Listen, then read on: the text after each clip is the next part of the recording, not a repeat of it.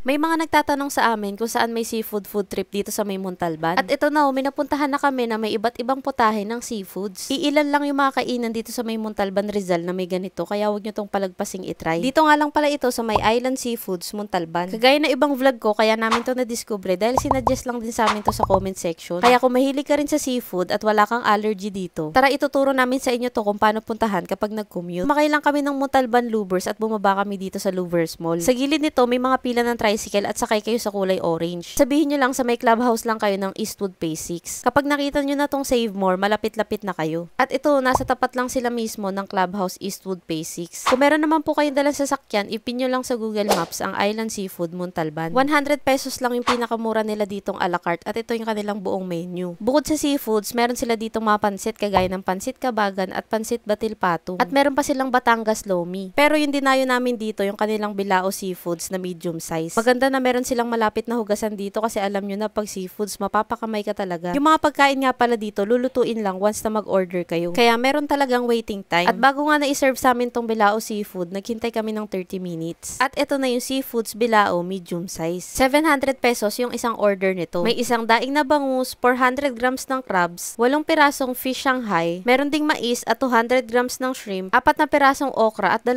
cup ng kanin. Ito nga pala ay pang 4 packs at marami-rami na din to. Tingnan nyo naman yung size pa lang ng bangus nila, napakalaki na. At sa crabs naman nila, tingnan nyo, mabibisi kayo kakahimay nito. Sa natikman naming seafood sa kanila, fresh ito at walang kalansa-lansa. Sa timpla naman ng sauce na nakahalo dito, manamis-namis ito ng konti na may sipa na anghang. Pasado nga rin pala to sa panlasa ng nanay ko. Dati rin kasi siyang nagtatrabaho sa ganitong fresh seafoods na kainan. Kaya ito nga naparequest pa siya ng sausawan na may suka na may bawang. Ito yung paborito niyang sausawan sa shrimp. I-try nyo din to pag kumain kayo dito. Itong seafoods Bilao nila, maganda na may kasama itong prutas at gulay. Nakakatanggal umay din kasi to at manamis-namis yung lasa. Yung pagkakalaga pa nila dito sa okra, tamang-tama lang at medyo crunchy pa. Ito namang fish Shanghai nila, malasa at hindi tinipid sa palaman. Bukod nga pala dito sa kanilang seafoods Bilao, try nyo din tong kanilang malutong na danggit. Ang sarap din nito lalo na't isasawsaw nyo sa suka. Sobrang bango nga nito habang niluluto, pati na rin tong pusit. Sa susunod na pagbalik namin, siguro itatry namin tong Family Bilao. Sa tingin ko kasi masulit to kung marami kayo. Tingnan nyo, only rice, only soup, may kasama pang isang pitchel ng iced tea. Medium size Bilao kasi 2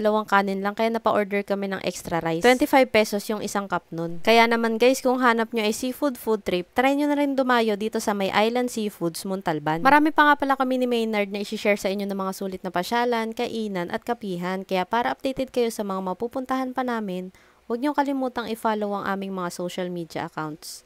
Yun lang, maraming salamat po sa panonood. Bye!